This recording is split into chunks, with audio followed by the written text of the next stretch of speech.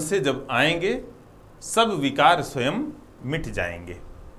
कह रहे हैं जो भी विकार हैं, जो भी मेरा पागलपन है, जो भी मेरी विरह व्यथा है, जो विरहाग्नि में मैं जल रही हूँ, प्रिय मेरे प्रीतम मेरे पति जब लक्ष्मण आएंगे सब विकार स्वयं मिट जाएंगे, सारे कष्ट सारे दुख उसी क्षण दूर हो जाएंगे, मेरा पागलपन स्वतः ही समाप्त हो जाएगा।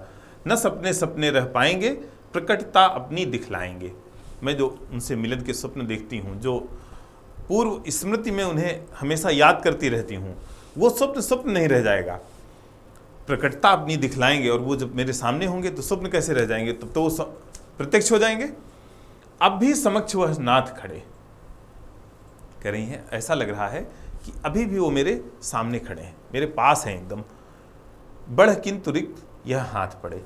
उन्हें अचानक लगता है कि लक्ष्मण पास में है, वो हाथ बढ़ाती हैं और हाथ बढ़ाते ही क्या होता है कि लक्ष्मण उनके हाथ में नहीं आते, वहाँ रिक्तता है, वहाँ खालीपन है, केवल उन्हें भ्रम होता है लक्ष्मण के होने का।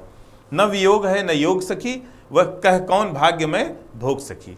कह रही है पता नहीं ये वियोग है कि योग है, ये मिलना है कि विरह है, ये संयोग है कि विरह है, कह कौन भाग्य में भोग सखी, पता नहीं ये क्या है, अब तुम ही बताओ इसे क्या कहेंगे। विचारती हूँ सखी मैं कभी कभी अरण्य से हैं प्रिय लौट आते। कहती हैं कि कभी कभी मुझे ये लगता है, कभी कभी मेरे मन में ये विचार आता है कि अरण्य से वन से लक्ष्मण लौट आए और छिपे छिपे आकर देखते सभी, कभी स्वयं भी कुछ दिख जाते।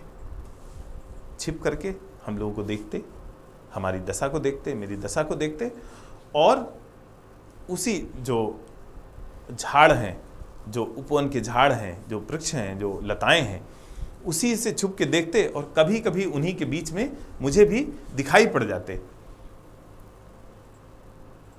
आते यहाँ नाथ निहारने हमें, उद्धारने या सखी तारने हमें, या जानने को किस भांति जी रहे तो जान ले वे हम अश्रु पी रहे। कह रहे हैं वो आते यहाँ निहारने हमें, हम लोगों को देखने, हम लोग कैसे जी रहे हैं, कैसी किस दशा में हैं, उस दशा को देखने आते। उद्धारने या सखी तारने हमें, कह रहे हैं या तो उद्धार करने, हमें इस विरह से बचाने, अथवा तारने। तारना शब्द सामान्य रूप से मोक्ष के संदर्भ में होता है, तो कह रहे हैं उद्धारने या सखी तारने हमें, या जानने को किस भांति जी रहे, या यही देखने के लिए चले जाते हो कि हम लोग किस परिस्थिति में जी रहे हैं, सुख में हैं या दुख में हैं। वो जो हमें छोड़ के गए हैं तो हम आराम से हैं या तकलीफ में हैं, कष्ट में हैं, उनके विरह में हैं, या संयोग की जिस स्थिति में हम लोग जी रहे थे, सुख में जी रहे थे, उसी में जी रहे हैं। तो जान लेवे हम अश्रु पी रहे।